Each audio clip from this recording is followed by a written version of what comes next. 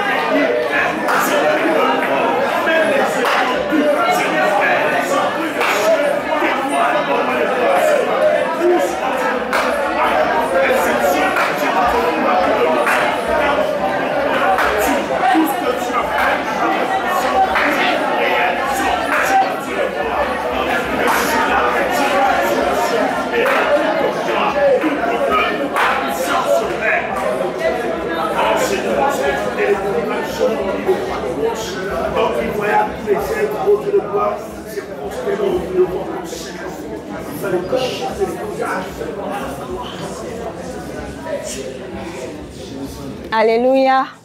Prenons place, s'il vous plaît. Est-ce que tu peux dire un mot à ton frère, à ta sœur qui est à côté de toi? Dis-lui quelque chose pour la réconforter, pour le réconforter. Dis quelque chose à ton frère. Dis quelque chose, Gaël.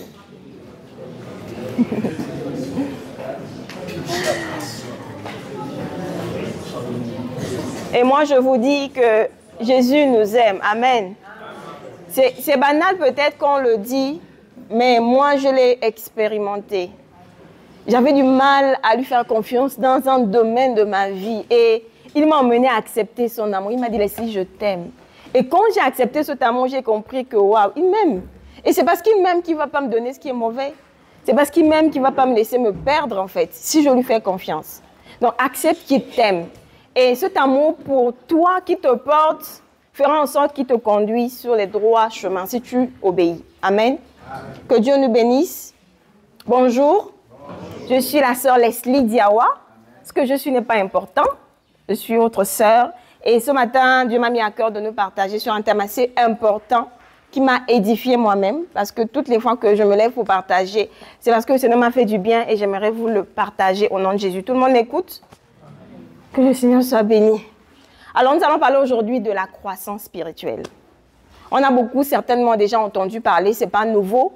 Mais Dieu m'a édifié d'une manière particulière sur la croissance spirituelle et aujourd'hui, j'ai eu à cœur de nous partager cela. pour que vous soyez également bénis comme je l'ai été. Et je suis convaincue que je serai encore bénie davantage au cours de ce partage. Alors, c'est quoi la croissance? Qui peut un peu nous définir ce que c'est que la croissance? Oui, frère Jean? Bonjour à tous. Bonjour. Je peux définir la croissance comme étant le développement, Amen. comme étant la gravité que l'on atteint certaines échelles. Amen. C'est exact. Quand on parle de croître, on fait allusion à grandir, à pousser, se développer, comme l'a dit le frère, à évoluer. Et on réalise que, et la Bible ne se trompe pas, la Bible dit que le monde physique est le reflet du monde. Amen. C'est ça en fait. Le monde physique n'est que le reflet du monde spirituel. Et si on parle de croissance, il y a deux niveaux également. Il y a une croissance qui est physique et une croissance qui est spirituelle. Et quand on parle de la croissance physique, en préparant ce message, j'ai compris que c'était la même chose en fait. Quasiment, les éléments qui sont impliqués dans la croissance physique sont également impliqués dans la croissance spirituelle. Donc, sans plus tarder, on va commencer notre partage. On disait qu'il y avait deux types de croissance. Amen. Nous avons une croissance qui, elle est physique et l'autre qui est spirituelle. La croissance physique, ça c'est simple. Hein? C'est quoi la croissance physique? C'est ce qui est physique, ce qui est matériel. Les plantes grandissent, nous, on grandit. Ma fille, tu t'appelles comment? Lorcas. Lorcas n'est pas né comme ça. Amen. Papa Alain, il est là, papa Alain? Amen. Lorcas, c'est né comme ça? Non. Voilà, il y a des années passées, c'était un tout bébé de 2 kilos et quelques, certainement, peut-être 3 kilos. Et aujourd'hui, c'est une grande fille qui a plusieurs mètres et voilà, qui parle, qui marche, qui sait utiliser ses sens elle-même. Alors que quand elle était bébé, Lorcas avait besoin de maman pour qu'on prenne soin d'elle, pour qu'on l'aide à marcher, pour qu'on tienne ses pas. Et c'est la même chose avec nous, en fait.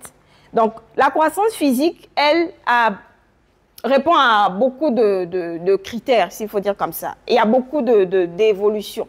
Et parmi je sais pas comment expliquer ça, parmi ces éléments qui entrent dans la croissance physique, merci Seigneur, il y a le fait que la croissance physique, elle est involontaire. Qui a voulu grandir? Moi, si j'aurais eu le choix, je serais pour moi rester bébé. Hein. Parce que bébé, on se soucie de toi, on change tes couches. Quand tu pleures là, tout le monde dans la maison panique. Mais pourquoi elle pleure? Elle veut quoi? Mais là, si je pleure là, on me dit que finis de pleurer, ça va t'aider. Personne ne va venir, mais on va te dire que ça va te faire du bien, soeur, pleure. Mais quand on est bébé, là, un bébé qui pleure la nuit, ça dérange. Tout ce qu'on veut, c'est qu'il se calme. Moi, si j'avais le choix, je devais rester bébé. Mais c'est pas normal que je reste bébé. À 34 ans, tu as un bébé nouveau-né, 3 kilos, il y a un problème. Donc, la croissance physique, je disais qu'elle est involontaire. Ça ne dépend pas de moi. Je grandis. À un certain temps, je suis née, j'ai appris à ramper, à marcher. Je grandissais sans pourtant que je le veuille. Je me suis retrouvée un jour à parler, je me suis retrouvée un jour à manger moi-même, je me suis retrouvée un jour à courir, voilà. Donc, on disait que la croissance physique, premièrement, elle est involontaire, donc elle ne dépend pas de moi. Donc, je grandis parce qu'il faut grandir. Elle est limitée. À un certain âge, je ne peux plus grandir. Même si je joue au basket là, je ne peux plus grandir. Ma taille est là, 1m60, ça reste là. Mais, sauf à des exceptions. Tu vas me dire que oui, il y a des gens qui grandissent. Ça, c'est une exception. Ils sont malades. Biologiquement, ils sont malades. C'est pourquoi ils grandissent, ils sont des maîtres, ils sont géants. Mais normalement, la croissance physique est limitée. À un certain niveau, elle s'arrête. Physiquement. Et elle est influencée par mon environnement. Est-ce qu'on est d'accord? Jusqu'à là, on se comprend? On est là? La croissance physique est influencée par mon environnement et mon alimentation. Est-ce qu'on est d'accord? Comment la croissance physique peut influencer mon environnement? Frère Jean, l'environnement peut influencer ma croissance physique dans quel sens? Dans le sens, nous préférons sur le passage qui dit que les mauvaises compagnies corrompent les bonnes mœurs. On n'est pas sur le physique là. Tu cours trop. Là, tu cours. On marche doucement là. On est sur le physique. Bon, moi, j'ai grandi. Bon, qu'est-ce qui pouvait autour de moi m'empêcher de grandir? C'est ça en fait. Physiquement. Physiquement, il y a des choses autour de moi qui peuvent m'empêcher de grandir. Qui a connu, en histoire, moi j'ai connu, moi je ne suis pas arrivée là-bas au Japon, la catastrophe nucléaire qu'il y a eu au Japon là, touchant les deux villes là, Hiroshima et Nagasaki. Est-ce que vous savez que les choses ne grandissent pas de la même manière là-bas qu'ailleurs? Pourquoi? Parce que les facteurs environnementaux entrent en fait dans le fait que ça influence. Il paraît qu'il y a les choses qui naissent avec beaucoup de têtes. Moi, je ne connais pas. Moi, j'ai lu quelque part. Il y a les plantes qui sont bizarres, qui ont connu des mutations bizarres. Voilà, exactement. Donc, c'est l'environnement qui influence la croissance au niveau de cette zone-là. Et ce que je mange peut influencer. Les enfants, pour bien grandir, qu'est-ce qu'il faut faire? Je vois les enfants qui suivent là. On a dit de manger 5 fruits et légumes et de bien dormir. Pour bien grandir, je dois bien manger, n'est-ce pas?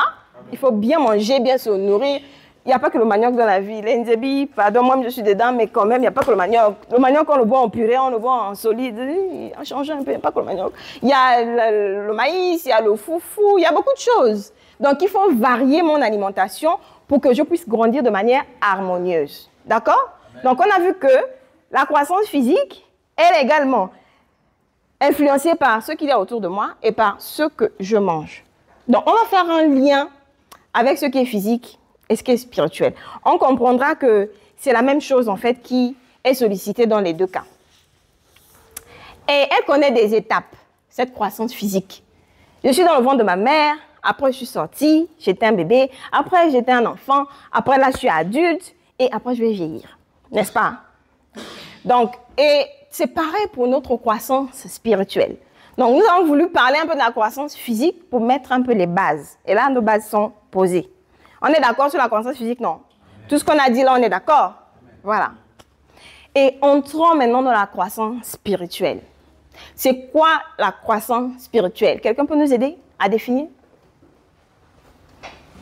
La croissance spirituelle, c'est quoi? Oui, le pianiste là-bas qui ne joue plus au piano. Bonjour, frère Jonas. Pour moi, je peux définir la croissance spirituelle comme grandir spirituellement. D'accord. Oui, simplement. Mais là, tu as défini en me remettant encore mes mots. Oui, frère. Frère Rodolphe. La croissance spirituelle, c'est le développement en soi. Je ne suis pas encore satisfaite. Oui, frère. Bonjour. Bonjour. La croissance spirituellement, je dis, c'est le fait de grandir avec le Seigneur. Amen. Avec Jésus. Amen. On définit, c'est ça en fait. On définit la croissance spirituelle comme étant le parcours par lequel nous devenons de plus en plus semblables à Christ. C'est ça la croissance spirituelle. C'est le cheminement que je prends pour aller vers Christ, pour ressembler à Christ. Je grandis spirituellement parce que je ressemble de jour en jour à Jésus. C'est simple comme définition. Et selon Luc 2,52, on voit que Jésus grandissait. Luc 2,52 nous dit, Jésus croissait en stature, en grâce. Stature là, c'est la personne. Hein. Il grandissait. Il grandissait en tout en fait. La Bible nous le dit. Et nous, nous sommes qui? Ses imitateurs. Le maître grandissait. Ben, nous aussi, on doit grandir. Ce n'est pas normal que celui que nous imitons a grandi et nous, on va décider de stagner, on va décider d'être des nains, des nabos spirituels. On doit également grandir, comme notre Maître Jésus a grandi. C'était pour nous servir de modèle.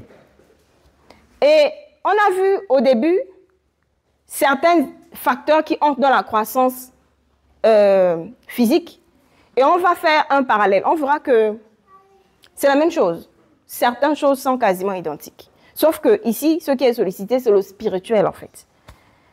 La croissance spirituelle, contrairement à la croissance physique, qui ne dépend pas de moi, je me suis levée, je me suis retrouvée un bon matin, je suis grande en fait. Donc, du coup, j'ai même du mal à me souvenir de comment j'étais quand j'avais 3 mois de naissance. Je ne peux même pas me souvenir. Ça ne dépendait pas de moi de grandir physiquement, mais grandir spirituellement dépend de moi. La croissance spirituelle dépend de moi. C'est à moi de fournir des efforts et d'accepter de grandir. On voit que là, il y a une différence. Psaume 92, 13. On va commencer la lecture. Psaume 92. Verset 13. Psaume 92, verset 13. Les justes fleuriront comme le palmier. Ils croîtront comme le cèdre au Liban. Amen. Psaume 92, verset 13, je relis. Pardon. Les justes croissent comme le palmier. Ils s'élèvent comme le cèdre du Liban. Pourquoi le juste, ici on connaît qui est juste, n'est-ce pas? Est juste celui qui appartient à Jésus, qui a vu ses péchés pardonnés. Pourquoi ici, il est comparé à un palmier? Moi, je me suis posé la question. Pourquoi le palmier? Quelle est la particularité avec le palmier? Oui, papa. Papa Alain. Bon, la particularité avec le palmier, parce que c'est un arbre qui est au quotidien autour de nous et dans les forêts. D'accord. Et le palmier n'est pas seulement un simple tronc et ses branches. Il a aussi des régimes. D'accord. Qui peuvent être sujets de reproductivité. D'accord. Si eux-mêmes sont enterrés. D'accord. Que Dieu te bénisse, papa. Ici, pourquoi on compare le juste au palmier? Oui? D'autres réponses? Oui, frère. Pourquoi? Parce que le palmier, d'abord, il pousse difficilement. D'accord. Il monte difficilement, ça veut dire que le juste aussi, il évolue difficilement. Ah bon? Oui. Oui, maman Linda. Linda Nzengue. Bonjour. On parle juste d'un palmier parce que c'est difficile de voir le palmier pour un palmier souvent très grand. Comment grand? Le palmier grandit beaucoup. Amen. Surtout quand il est entretenu, quand on coupe les branches, on va très très loin. Je cherche un mot. Oui, madame Manga. Oui, moi je m'appelle la sœur Carole. Mhm. Je vais juste compléter ce que la sœur disait, que normalement le palmier, ça grandit. Au fur et à mesure qu'on coupe les branches, ça grandit, ça donne les fruits. D'accord. Ok. Je vais quand même donner la réponse. C'est pas à côté totalement ce que vous dites, mais c'est pourquoi on compare le juste au palmier à cause de sa droiture.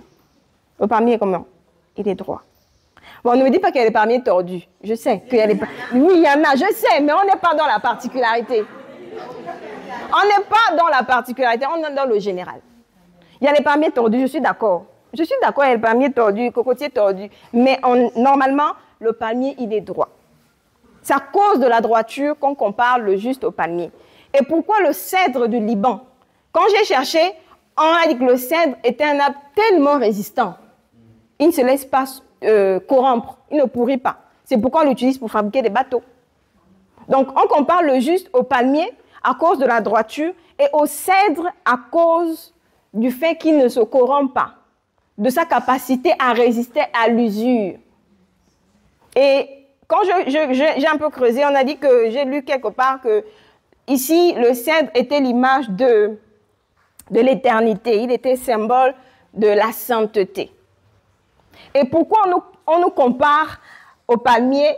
C'est pour que nous puissions demeurer dans la droiture, dans la sainteté en fait. C'est cela. Donc, on doit grandir. Grandir, mais en demeurant.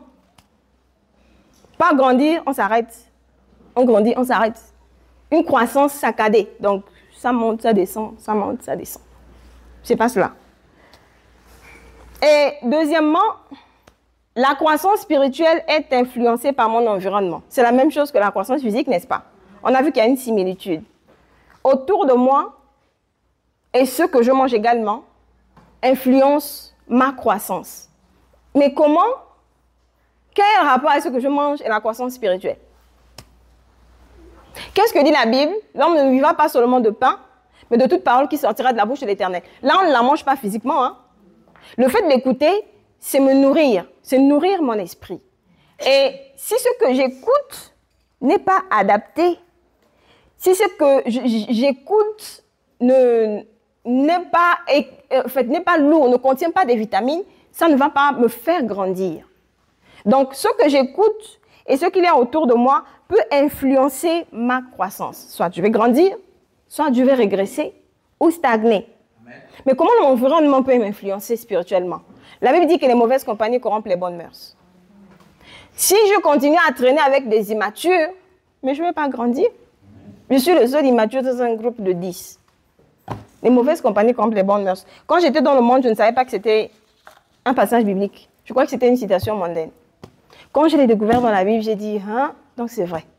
Parce qu'on a tendance à nous dire, les moutons se baladent ensemble, n'ont pas la même valeur, donc il peut faire ce qu'il veut, moi, il ne va pas m'influencer. La Bible a dit que c'est vrai. Maintenant, si toi-même tu prends le risque d'aller à tes risques et périls, tu vas laisser tes plumes là-bas. La Bible a dit que les mauvaises compagnies corrompent les bonnes mœurs. Quitte là-bas, on te dit de quitter, tu quittes. Maintenant, si tu veux jouer les plus fortes, que tu peux résister devant le péché, alors que la Bible dit de fuir devant le péché, de résister au diable, toi tu fais le contraire. Tu fuis le diable et tu résistes au péché. Tu vas tomber et te perdre.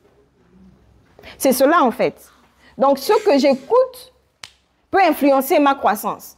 Ce qu'il y a autour de moi, ma fréquentation, peut influencer ma croissance. Donc si je suis tout le temps avec quelqu'un qui parle des autres, je vais avoir tendance à vouloir également m'intéresser à parler des autres. Si je suis avec quelqu'un qui est léger, ah, aujourd'hui non, on est fatigué, le patient n'est pas là-bas, c'est ça encore de partie. Tu viens pour lui. Aujourd'hui, non. Regarde, ce sont les mêmes choses. Il y a le direct, non, le wifi, regardons le wifi. Bon, ok, regardons, on va rester. Alors que Dieu avait prévu quelque chose pour toi en étant là. C'est pas pareil. Moi, quand j'étais à Albomi, j'ai fait 3 semaines là-bas. Être en ligne, c'était compliqué. La distraction, les enfants de ma soeur crient, ça chante là-bas, ça crie là-bas, tantôt le message arrive, ça te distrait. C'est pas pareil que quand tu es en présentiel. C'est là où j'ai dit oui, c'est important. Être là physiquement quand je le peux, c'est important. Donc, les mauvaises compagnies corrompent les bonnes mœurs. Et écouter ce qui ne t'édifie pas va t'empêcher de grandir. Nous devons nous affectionner, nous attacher aux personnes qui nous tirent vers le haut. Toutes nos relations, en fait. En affaires, c'est comme ça. Moi, je ne sais pas pourquoi on Christ, on néglige ce domaine-là. En Christ, on a tendance à négliger le fait que celui ou celle que je fréquente doit m'aider à grandir. Je lui donne, il me donne. En fait, c'est du donnant-donnant. Il n'y a pas que moi qui dois encourager moi. Il est dans le monde tout le temps. La seule relation que le Seigneur permet qu'on ait avec les mondains, c'est pour les prêcher l'évangile. Ne prends pas mal ce que je dis, mais c'est la vérité. Moi, je l'ai compris avec le temps et des années de conversion. La seule relation que le Seigneur permet qu'on ait avec les gens du monde, c'est pour les gagner à Christ. Mon meilleur ami est dans le monde, toi tu es en Christ. Quel genre de meilleur ami? Vous parlez de quoi? Il est dans les ténèbres. Elle est dans les ténèbres. Donc, si le diable dit que, regarde, celle-là, tu ne veux pas qu'elle se prenne trop. Il faut un peu mettre quelque chose dans sa boisson, là, elle va un peu mourir. Elle va le faire, elle est dans le monde. Et toi, tu es tellement têtu et tu te crois très averti que la Bible, tu vas dire que non, le Seigneur me protège. Alors qu'il t'a bien dit que les mauvaises compagnies corrompent les bonnes mœurs, quitte-la. Donc, c'est un peu cela. Ce que j'écoute peut être source de régression, soit parce que c'est trop léger. On ne me parle pas de ce qui est salutaire. Il n'y a pas de consistant. Je ne vais pas grandir. Je suis en carence de vitamines. 1 Corinthiens 3, 2 et Hébreux 5, 12. On va noter, ensuite on va lire une bonne fois. 1 Corinthiens 3, verset 2. Je vous ai donné du lait à boire et non quelque chose à manger, car vous n'en étiez pas encore capables, et même maintenant, vous n'en êtes même pas encore capables. Quelqu'un d'autre dans une autre version, s'il vous plaît? Corinthiens 1, Corinthiens chapitre 3, verset 2. C'est du lait que je vous ai donné, non de la nourriture solide, car vous ne l'auriez pas supporté, et même à présent, vous ne le connaissez pas. 1 Corinthiens 3, verset 2, je lis. Je vous ai donné du lait, non de la nourriture solide, car vous ne pouvez pas la supporter et vous ne le pouvez pas même à présent parce que vous êtes encore charnel. Quand on est bébé là, on donne le lait. Bon, toi, tu es pour toi bébé, tu as donné ta vie au Seigneur hier. On vient te parler de rentrer dans le ministère aujourd'hui. Que tu vois, il y a une œuvre à Bakumba là-bas, il faut que tu ailles la gérer et tout et tout. Et on te parle des choses de l'Apocalypse, tu ne comprends même rien dedans. C'est trop solide par rapport à ton niveau. Et toi, acquis également, qui est en Christ depuis, on doit toujours revenir sur le basique. On doit toujours revenir sur le basique. Parler des mêmes notions élémentaires. Ce n'est pas qu'on ne t'a jamais parlé de ça, on t'a toujours parlé de ça, mais il faut toujours continuer. Donc, si ce que j'écoute ne correspond pas à mon niveau de maturité, à mon niveau de croissance, je ne vais pas grandir. Ça ne va pas influencer positivement ma croissance. À un moment donné, quand on est grand, on doit avoir une alimentation assez équilibrée, qui correspond. Et quand on est bébé, on doit nous donner ce qui sied au niveau de bébé. Amen. Hébreux 5, 12. Hébreux 5. 12. Car vous, qui devriez aussi être des docteurs, en raison du temps, vous avez encore besoin qu'on vous enseigne les premiers noms, les oracles d'Élohim.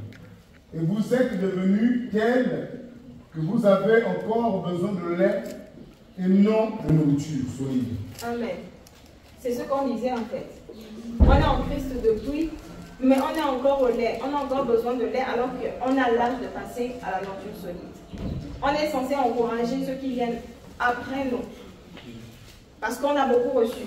Mais il faut toujours revenir sur les choses élémentaires, comme si on venait d'être né en Christ en fait. Donc c'est cela. Et ce que j'écoute, ça peut aussi être consistant, hein. Ça peut aussi correspondre à mon niveau, mais je refuse de digérer.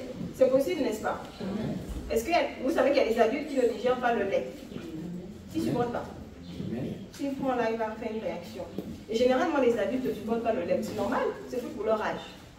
La majorité des adultes ne digèrent pas le lait. C'est pourquoi il y a des réactions. Non, j'ai pour le lait et puis j'ai eu l'écoulement. C'est tout pour toi. Et dans le domaine de se laisser transformer, parce que de refuser de digérer ce que je reçois, qui est pourtant conséquent, consistant, qui correspond à mon niveau de maturité, c'est moi-même qui ne veux pas. Je refuse de digérer. Comment je refuse de digérer? Parce que je refuse de mettre en pratique.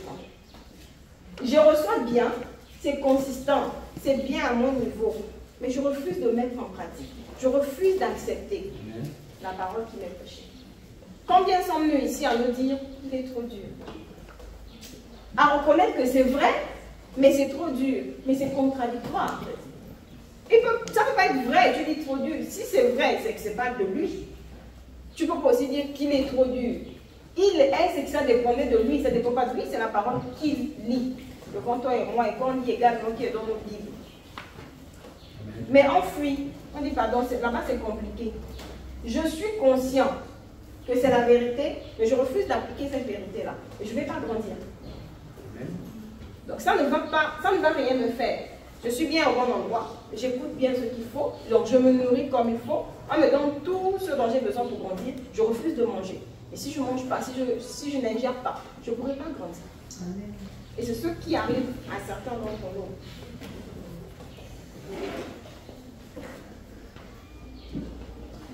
Donc, qu'est-ce que ça cause comme situation lorsqu'on nous donne des aliments qui sont trop consistants par rapport à notre niveau?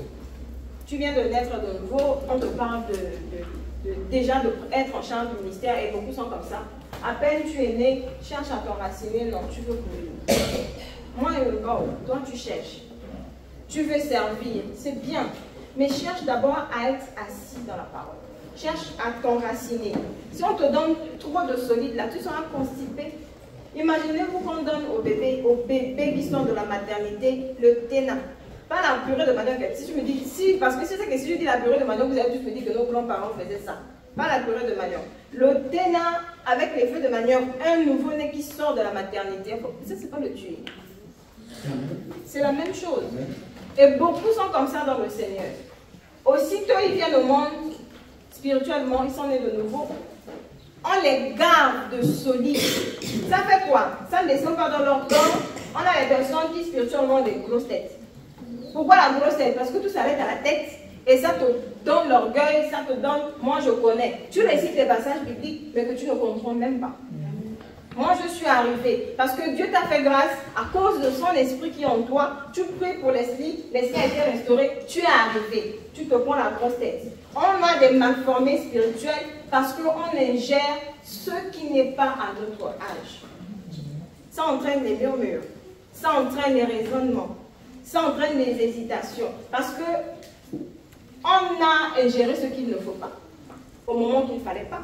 Ou on a ce qu'il faut ingérer et on refuse de manger et d'appliquer.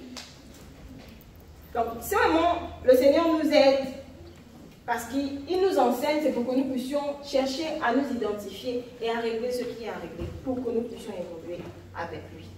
Donc, on a dit que physiquement, la croissance physique connaît des étapes. On a parlé d'être dans le monde de la mère, être né, enfant, adolescent, adulte et vieux. Et spirituellement également, il y a des niveaux. Beaucoup de personnes peuvent certainement avoir plusieurs classifications, mais celle qui m'a interpellée, c'est celle dans Jean 2, 12 à 13.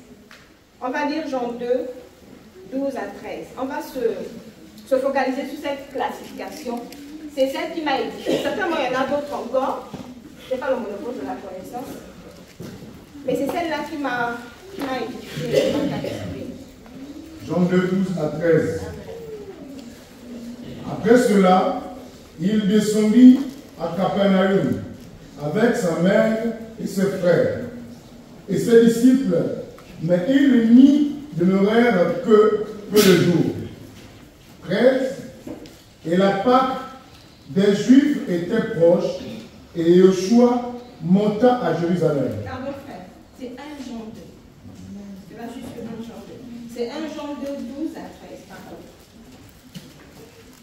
1 Jean 2, 12 à 13. Petit enfant, je vous écris parce que vos péchés vous sont remis à cause de son nom. 13. Père, je vous écris parce que vous avez connu celui qui est dès le commencement. Jeune, je vous écris parce que vous avez remporté la victoire sur le mauvais. Enfant, je vous écris parce que vous avez connu le Père. Amen. 1 Jean 2, 12 à 13. Ici, je vais le lire. Je vous écris, petit enfant, parce que vos péchés vous sont pardonnés à cause de son nom. 13. Je vous écris, Père, parce que vous avez connu celui qui est dès le commencement. Je vous écris, jeunes gens, parce que vous avez vaincu le malin. Je vous ai écrit, petit enfant, parce que vous avez connu le Père. On a combien de stades qui se décident dans ce passage? 3, n'est-ce pas? Amen. Est-ce qu'on est là? Est-ce qu'on suit la lecture? Lorsqu'on lit, on a le premier niveau qu'on cite ici, c'est petit enfant. Amen. Est-ce qu'on suit? Le premier niveau, c'est petit enfant. Et le deuxième niveau, c'est père. Le troisième niveau, c'est jeunes gens. Bon, moi, j'ai préféré mettre père à la fin. Et c'est cette classification qui m'a édifiée. Ici, j'en parle de l'enfance, de la jeunesse et des pères. Donc, on va voir ici à quoi correspond l'enfance. L'enfance ici, c'est le bébé spirituel. Amen. Bébé spirituel, je viens de naître de nouveau et qui a besoin de lait. On l'a dit, quand tu viens de naître là, c'est le lait qu'il faut donner. Le lait, rien que le lait. Chez nous, on dit en maternité, c'est 6 mois. Les mamans ont donné la période de manière plus saine. Vous avez dit que les grands-parents ont fait ça. Arrêtons de donner la période de manière aux enfants de 1 mois. C'est jusqu'à 6 mois par la grâce de Dieu, le lait. Tu vas me dire qu'il n'y a pas l'argent, le lait qu'il y a dans ton sein là. Hein? On n'achète pas ça. Ça sort seul. C'était une parenthèse. Donc le lait, bébé spirituel qui vient de naître de nouveau et qui a besoin de lait. C'est quoi le lait? C'est la parole de Dieu, mais des enseignements de base. C'est ça le lait.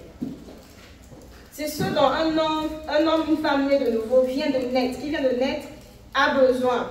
C'est quoi la base? On parle du salut, on parle de la rédemption, on parle de la repentance, la conversion, on parle de la sanctification, etc. La base. Et ici, bien qu'étant né de nouveau, la personne lutte encore avec la nature charnelle. Il est né de nouveau, mais il y a encore la chair qui est là, qui a tendance à vouloir prendre le dessus. Et ici, il est question d'hommes et de femmes nés de nouveau, engendrés par le Saint-Esprit. On ne peut pas être de nouveau si le Saint-Esprit ne nous engendre pas, on est d'accord? Voilà. Et on comprend ici qu'on peut naître de nouveau, être enfant de Dieu et être immature. La maturité ne vient pas aussitôt qu'on vient de naître. Amen. Amen. C'est au courant des enseignements, au courant des épreuves. Tout dépend de nous. Hein. C'est quand on se soumet, qu'on grandit au fur et à mesure. Donc on peut ici être immature et on satisfait encore les désirs de notre chair. Ça, c'est l'étape de l'enfance. Certainement, il y en a qui se reconnaissent à l'intérieur. Deuxièmement, j'en parle de père, mais nous, on va mettre père en troisième position et on va parler de jeunes gens. Jeunes gens ici, on fait allusion à quoi? À la jeunesse. La jeunesse, spirituellement, on fait allusion à la vigueur, à la force, au zèle.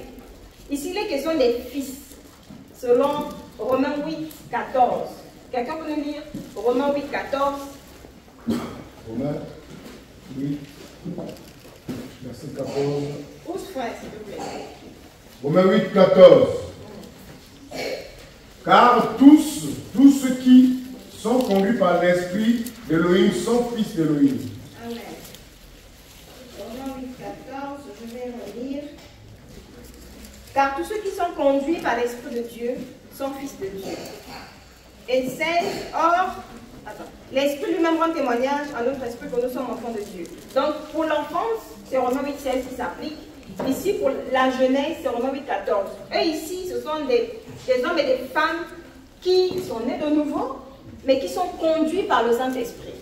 On n'est pas seulement au stade d'être engendré, au stade de l'enfance, mais on est au stade de la jeunesse, on tend un peu vers une maturité en fait. Donc ici, on est conduit par le Saint-Esprit. On ne fait plus ce qu'on veut. On ne décide plus de parler comme on veut, ça soit comme ça, soit non. Quand on est dans la vigueur avec le Seigneur, quand on a une certaine maturité dans le Seigneur, je ne m'habille plus comme je veux. Les enfants sont ceux-là qui sont convertis, mais lorsqu'on les pose, on pose une chrétienne, on pose une païenne, il n'y a pas de différence. C'est comme je dis à ma soeur, j'étais à Libreville en décembre dernier, ma soeur était dépassée de moi. Toutes les mesures qu'elle mettait à charge, je dis que ça c'est pas de Dieu. Ça c'est pas une que si tu abuses. Je dis que c'est pas abusé, regarde comment il est. Regarde comment il a dit que si tu abuses. Je dis que non, je n'abuse pas, mais regarde ses tresses, regarde la coupe, ça c'est pas de Dieu. Elle était dépassée, elle ne comprenait pas, pourtant elle est chrétienne. Donc les enfants ici, comparé aux jeunes gens, l'enfant lui il est encore en train de vouloir satisfaire les désirs de sa chair. Il est en slim, collant, serré, slim. Il y a le moment où je m'habille, c'est pas mal, c'est pas mauvais. Mais il y a quelque chose qui me dit, est-ce que tu te sens bien là? Est-ce que tu te sens bien là? En fait, comme si il y a quelque chose ça te fatigue dans les oreilles, jusqu'à tu fais des demi-tours, tu vas te changer. Puis encore quand quelqu'un te dit, une certaine tenue là, c'est comme si c'est la confirmation que tu attendais, tu le tournes vite. Tu vas enlever. Parce que tu es convaincu que là, c'est le Seigneur qui t'interpellait, que la tenue là n'était pas bonne. Mais on a aujourd'hui des enfants de Dieu, ayant l'esprit de Dieu, nés de nouveau, mais quand ça s'habille, c'est compliqué. C'est pas interdit de mettre des pantalons, mais quand ton pantalon est slimé et tu mets un vêtement qui s'arrête, qui n'arrive même au niveau des fesses, sœur, un moment, c'est gênant en fait. Parce que quand on va frapper aux portes pour parler de Jésus, on nous scanne aussi. Il nous scanne. Il te regarde, est-ce que tu es sale, est-ce que tu es propre, est-ce que tu es présentable, est-ce que tu es vulgaire, comment tu parles. En fait, il t'analyse. Et ce que tu diras sera confronté à comment tu es physiquement, pour dire qu'il n'est pas sérieux, elle n'est pas sérieuse. Donc, veillons là-dessus. Quand on est enfant, on laisse encore la chair me dire, mets ça parce que c'est la mode. Porte ça parce que c'est la mode. C'est sorti, c'est en vogue, il faut que tu l'aies. C'est ça qu'on est enfant dans le Seigneur. Mais quand on est dans ce stade de jeunesse-là, on est conduit par l'Esprit de Dieu. Tu fais ce que le Seigneur te dit de faire. Tu ne prends plus des décisions sans le consulter. Tu ne te laisses plus conduire par les hommes ou par ta volonté. C'est le Seigneur qui te conduit. Je me sens interpellée moi-même en fait. Parce que ce n'est pas forcément à tous les domaines de ma vie où je cherche à m'intéresser à ce qu'ils pensent. Et j'ai beaucoup été édifiée. Il y a un moment, la raison qu'on utilise, c'est qu'il n'a rien dit, donc je fonce. Le fait de ne rien dire ne veut pas dire qu'il est d'accord. Je voulais voyager. Mon oncle, qui m'a élevé comme un père, se marie civilement le 31 août. Je voulais partir, au moins pour une semaine. Le Seigneur m'a dit, tu ne pars pas. Ça m'a quand même fait réagir en fait. Et il me l'a confirmé d'une autre manière, je ne pouvais plus douter. Je me suis soumise. J'ai dit, je ne peux pas venir. Le Seigneur n'a pas permis. Mais viens quand même après. Le Seigneur m'a dit, même après, tu ne pars pas. Obligé, je n'ai pas le choix. Je voulais bien revoir les miens, mais je n'ai pas le choix. Donc, quand on est conduit par l'Esprit, ce n'est plus nous qui faisons. Paul dit que ce n'est plus moi qui vis, c'est Christ qui vit en moi. Mais comment Christ vit en toi et il n'a pas de contrôle sur ta garde-robe? Comment Christ vit en toi, il n'a pas de contrôle sur ton langage? Regarde, quand ça monte là, quand la colère monte, mieux, tu fais une chose, fuis. Mieux tu fuis. Parce que si tu continues à rester devant la personne qui est en train de vouloir te faire parler, là, ça va sortir si tu n'as pas la maîtrise de toi. Christ vit en toi, mais il n'a aucun contrôle sur tes finances. Quand tu as eu une entrée, tu finis de dépenser, c'est ce qui reste là, c'est bien que tu comprends. Tu viens donner, là encore si tu donnes.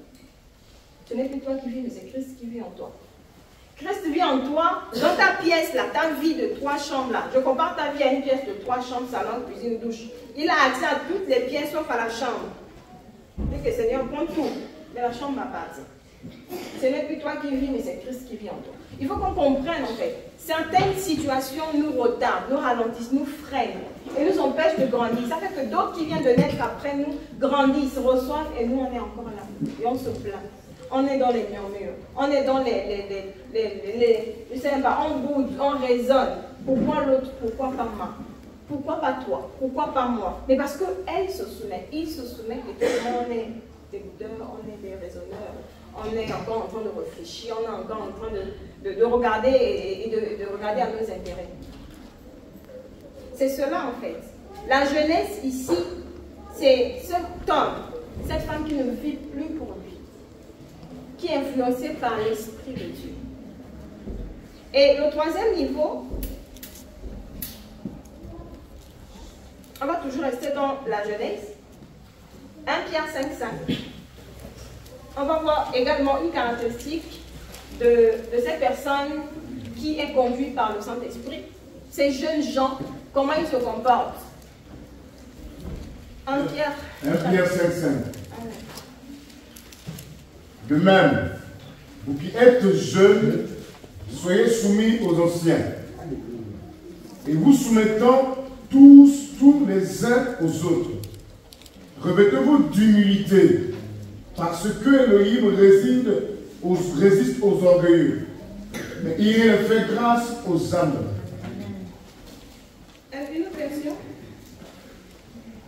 Quelqu'un peut lire dans une autre version, s'il vous plaît? Vous les jeunes, obéissez aux anciens.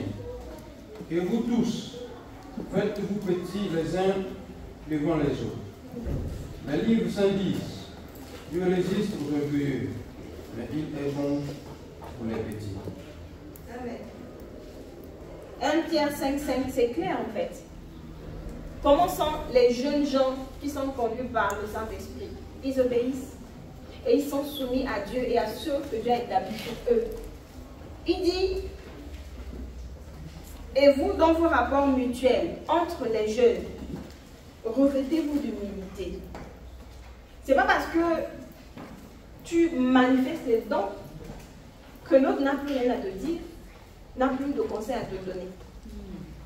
Ce n'est pas parce que on voit une grâce, quelqu'un se manifester, que l'autre te lui dit, ah, sur l'esprit, j'ai remarqué que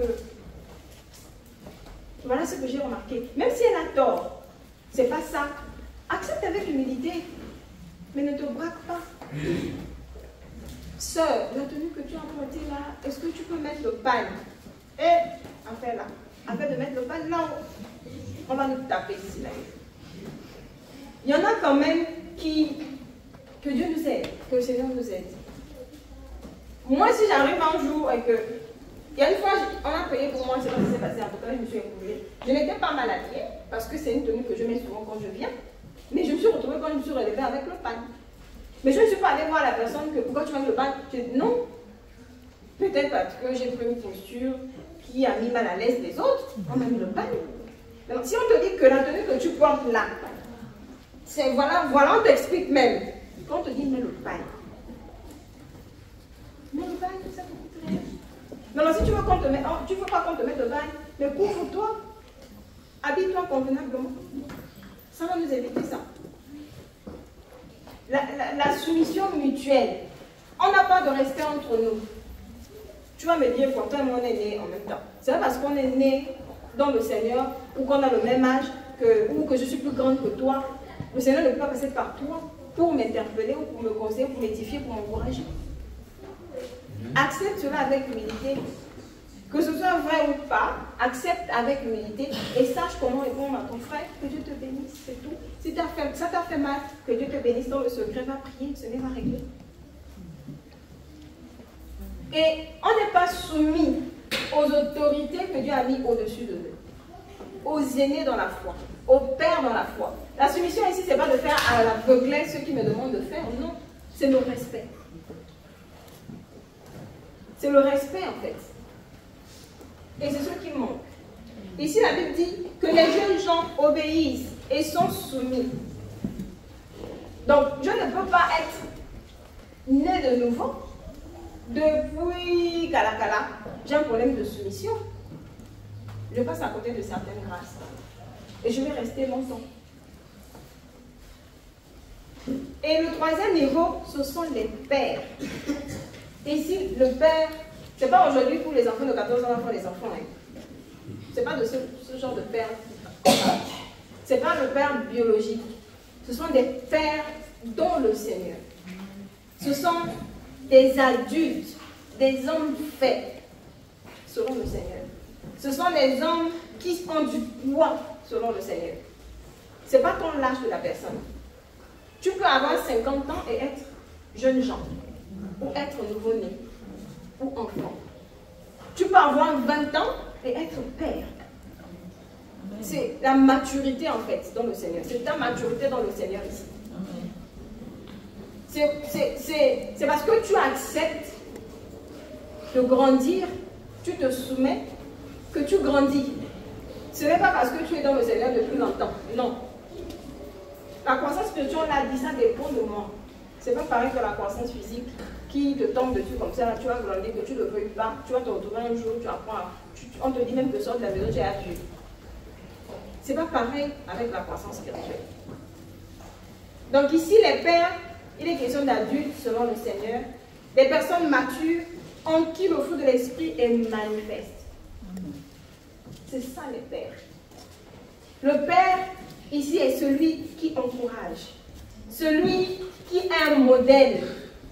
Toi, tu revendiques le titre de père là. On te cite même un modèle, donc quoi? En quoi tu es un modèle pour les jeunes gens?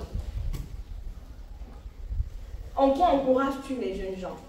Quel est le fruit que tu manifestes pour être appelé père? C'est ça en fait. Et certainement, nous nous sommes sentis concernés. Ça a été mon cas. Je ne dis pas dans quoi tu t'es senti concerné, mais je sais que tu t'es retrouvé dans l'une des trois catégories. Est-ce que tu es enfant? Est-ce que tu es jeune gens? Est-ce que tu es un père? Même si tu es une femme, c'est pas parce qu'on n'a pas dit mère que tu n'es pas concerné.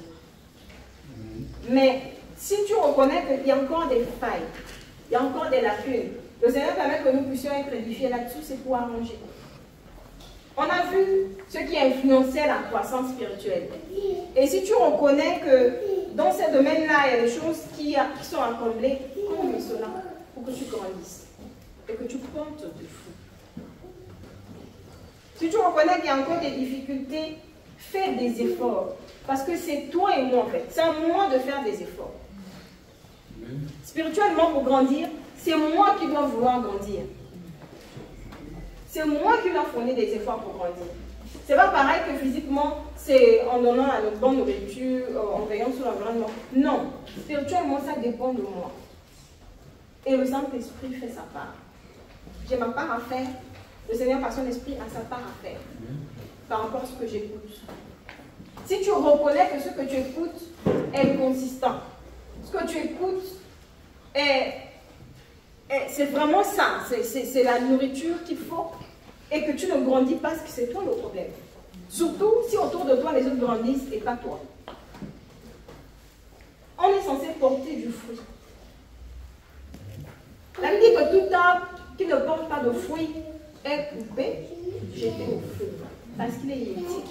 Aucun de nous n'aura un arbre fruitier. Tu ne parles pas des arbres qui servent de fleurs. Moi, je ne peux pas envoyer mon nez chez moi 5 ans, tu me mets des feuilles et puis je te balaye tous les jours. Je te coupe. Je ne peux pas avoir un avocatier qui ne produit pas 5 ans, tu ne produis pas. Ma grand-mère disait quand je jouais souvent, il me que si tu étais un mouton, tu devais déjà avoir les arrêts de 10 ans. C'était pour dire que tu devais déjà produire. Grandis. Grandissant. Donc ça fait combien de temps que toi et moi nous sommes dans le Seigneur? Est-ce que nous sommes toujours les mêmes personnes? Quel est le fruit que nous manifestons? Quel est le rendu? Tu vas me dire, je suis né il y a un mois seulement, je ne suis pas concernée. Tu es bien concerné même. Parce que être limité à la même personne que tu étais il y a un mois, alors que tu étais de l'autre côté de la barrière dans le monde, dire que c'est le Saint-Esprit ne fait rien en toi. Ce n'est pas possible. Le jour même qu'il entre en toi, par la nouvelle naissance, il est capable de produire quelque chose en toi. Il te donne la capacité d'aller parler de Jésus. La femme samaritaine là, elle n'a pas attendu. Dès qu'elle a tourné le dos, elle allait parler. C'était instantané. Mais toi et moi là, je ne sais pas. À beau booster, à beau prier, à beau imposer les mains, c'est tout le corps même qu'on va imposer, je ne sais même pas comment les dire. Pour que tu essaies de te relever en fait. Ça dépend de toi et de moi. Décide de grandir. Décidons de grandir. Dieu n'utilise pas les immatures. Et on ne peut pas continuer à rester éternel. Il y a une période où on a besoin d'être rempli, on a besoin de recevoir du lait. Mais à un moment donné, à un certain âge, le lait ne te suffira plus. Tu as besoin de solide pour avoir un squelette fait. Pour avoir une base solide. Alors, ce qui nous interpelle aujourd'hui, c'est parce qu'il veut nous voir grandir. Il veut que nous produisions du fruit. Et que ces fruits demeurent en nous. D'où la comparaison avec le banni et le cèdre. Il veut que notre croissance soit visible. Paul le dit à son fils Timothée. Que ta croissance, ton évolution soit visible pour tout le monde. Il n'y a pas que toi-même qui dois te voir que tu grandis. Tout le monde ne remarque pas, tu es le seul qui remarque. La Bible dit que ta croissance va être évidente pour tous. Tous là. Toi-même tu es dedans, les autres aussi sont dedans. Les autres disent qu'on ne voit pas encore le fruit. Mais toi tu dis que si. Tout le monde est aveugle sauf toi. Tout le monde a remarqué que tu grandis. Tout le monde a remarqué que Anissé, quand il a été cette année, il était comme ça, là quand même je vois. C'est ça en fait. On voit le fruit. On voit que tu es différent d'hier. Toi-même quand tu t'assois, tu peux faire une analyse de toi. Qu'est-ce que j'étais hier?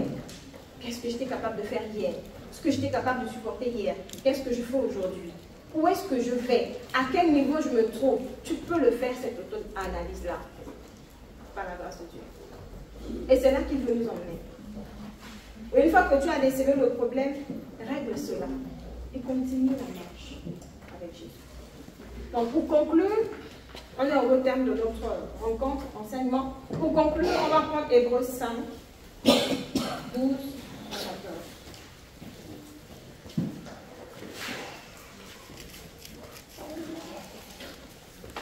Oui, la parole de Dieu.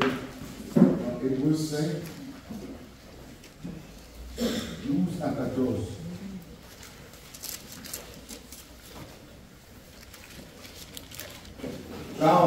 Car vous qui devriez aussi être des docteurs, en raison du temps, vous avez encore besoin qu'on vous enseigne les premiers rudiments des oracles d'Élohim. Et vous êtes devenus tels que vous avez encore besoin de lait et non de nourriture solide. 13. Car quiconque participe au lait est inexpérimenté. Inexpérimenté dans la parole de la justice, car il est tel enfant. 14. Mais la nourriture solide est pour les hommes parfaits, pour ceux qui, par l'habitude, ont les facultés de perception à exercer et à distinguer le bien et le mal. Amen. Je crois que c'est assez clair.